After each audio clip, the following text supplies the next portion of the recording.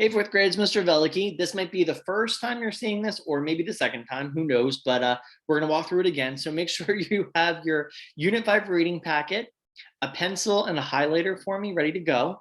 And what I would like you to do if you need to is just pause this video as we're going through the different features of our new genre today. So we have spent the last week in reading class really taking a look at the reading skill of comparing and contrasting two things, looking at their similarities and then looking at their differences. And then today I get the job of introducing the best, one of the best, I should say, genres of the year. So we have spent time reading different genres this year. Spend time in the beginning of the year looking at biographies and personal narratives, historical fiction and realistic fiction. Now we are going to take a look at trickster tales. And they sound just as fun as what they are if we're playing tricks on each other, right? So trickster tales. What we're gonna do is if you can open up to this page in the packet, and like I said, if you need to pause the video, feel free and write down your answers. They are in red. If you've already done it, it will be a great review. And then what we'll do is we'll take a look at a few of the features of a trickster tale and read another trickster tale together today. So here we go. Number one, what is a trickster tale? It is a short story. It has animals that are usually the characters and act like people. Most of the animals talk, so that's mainly how they act like people. One character in the story is the trickster. They outsmart or fool the other character. And I was telling you, the viewers, our fourth graders, in our last video, I have a bunch of tricksters in my class this year. They love playing tricks on me. So they are all, if I wrote their story, they'd all be a trickster tale. So that is the answer to the first question. Number two, or the second question down, what is the purpose of a trickster tale? The main purpose is to teach a lesson. And that's something we need to think about as we are reading. What lesson? Yeah, we want to enjoy the story. It's funny, it's fun, but what lesson are we supposed to learn? What does the author want us to walk away with learning? Third question down, how do you read a trickster tale? First of all, we need to look at the title. Okay, so I know your teachers this year have been talking about text features, looking at titles, looking at pictures, looking at main idea headings, looking at how things are set up. How does the author set up the text? And the main thing here is that every trickster tale will have a title. So the title will tell us usually who the trickster is in the tale. And of course, like I said, while you're reading, your mind should always be going. We shouldn't just be reading. And I tell my classes all the time, sometimes I get to the bottom of a page and it's like, wait, what did I just read? I'm thinking about what I want for dinner or what I'm going to do at practice today, or I should call that friend. When we're reading, it's very important to focus, and our mind should be going on what the author is trying to tell. So let's think about what lesson that we should learn. And again, all of us are human. We all think, our minds are going 50 directions. So it's completely normal to get to the bottom of the page and think, hey, what did I just read? But for a trickster tale, keep in mind, what should we be learning? The last question, who writes trickster tales? Anybody can write them, but they really are found all over the world. So anybody can write them, but Africa and Native American cultures really have a lot of these, and they are passed down over time. And in my last video, I talked about how stories that are passed down over time usually change. And the reference I gave was, think about Whisper Down the Alley.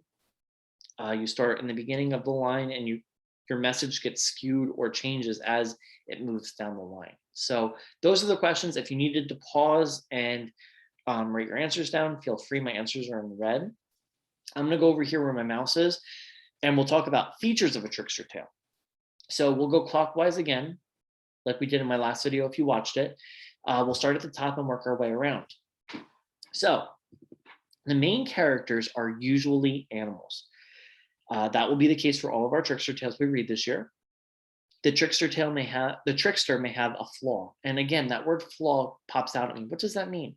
We're all not perfect. We're all human, right? So we all have things that are wrong, not wrong with us, but things that can be improved upon, right? So for me, maybe my handwriting is really tiny. That's a flaw of mine. I should try to make it a little bit bigger. So a flaw is something that we can improve upon. The trickster has a problem or helps someone with a problem. The trickster outwits another character to solve the problem. Okay. And the last one is the story is short and usually funny, which that's why I love trickster tales. Okay, so keep those in mind, keep those out as we read. We're going to read a story about a monkey and a crocodile, and then we'll reference back to features of a trickster tale. Okay, so here we go. the monkey and the crocodile. So right away, I know that the story characters are going to be the monkey and they're going to be the crocodile. So just sit back, enjoy read and listening to me read, and then we'll go over the features once I'm all done. All right, so here's the story of the monkey and the crocodile. Love this story, by the way. Enjoy it. The crocodile's wife spied a monkey in a tree and thought he would make a tasty meal. Bring me that monkey, she told her husband. I haven't had a bite to eat for days, and monkeys' hearts are delicious. Monkeys live in trees, her husband said. I can't climb a tree to get him. Use your intelligence, his wife said. The crocodile left the swamp and devised a plan on his way to the monkey's tree. Hey, monkey, the crocodile called. Aren't you tired of eating bananas? Ride on my back across the river, and you can eat mangoes and figs on the other side. Forgetting danger and thinking only of sweet mangoes and figs, the monkey leaped hastily onto the crocodile's back. With the monkey on his back, the crocodile dove underwater in the middle of the river. What's going on? The monkey asked.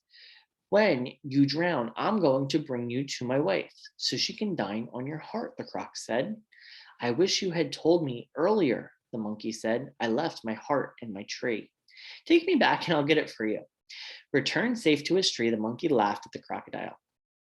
And I apologize. Heedlessly is the word I meant to say right there in the passage, so I paused. All right, I hope you like that story. Who is the trickster? Who is the real trickster here? Because the crocodile is trying to outsmart the monkey, but yet the monkey wins. So let's take a look at our features. Our two main characters are animals. We have a crocodile, we have a monkey. Okay, the trickster may have a flaw. The crocodile does have a problem at first. He says, how do I get this monkey into the water? And the monkey doesn't swim, so maybe that's their flaw. We can think about that a little bit more. The trickster has a problem or helps someone with a problem. The crocodile needs to get his wife dinner. She's very hungry. But again, I don't know if he's the real trickster. I think the monkey might be. The trickster outwits another character to solve the problem. Well, that's how it's looking, right? Crocodile says, jump on my back and we can go get better food over on the other side of the river. And the monkey listens at first, and then all of a sudden, things go wrong. So the monkey then says, my heart's in the tree. So really, I think in the true trickster of the story is the monkey. I don't know what you think, but that's my opinion. And then the story is short and funny. And I enjoyed that story. So let's see what the poster says. Okay, the main characters are animals. Yep, we have a crocodile and a monkey. The crocodile's wife is hungry, and he, I apologize, I do not have my glasses on, wants to help get her fed. So that's the problem in this story. The crocodile does trick the monkey, and then we have the monkey tricking the crocodile here at the end, and then the tale is short and funny. So again, depending on who you think, I think you could go either way. The monkey or the crocodile is the trickster, but for me, I'm going monkey on this one. So I hope you enjoyed this story, and I hope you enjoy continuing to read all about trickster tales this week in school. If you need anything, please don't hesitate to reach out. And yeah, like I said, enjoy your trickster tale week. All right, take care, everybody. Bye-bye.